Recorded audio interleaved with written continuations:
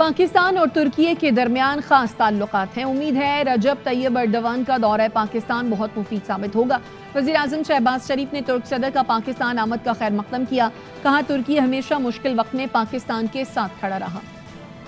Visit to Pakistan today has given a new level to our brotherly relations.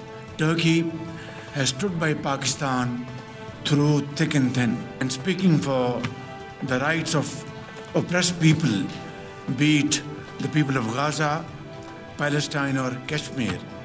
And when you speak, the globe hails you.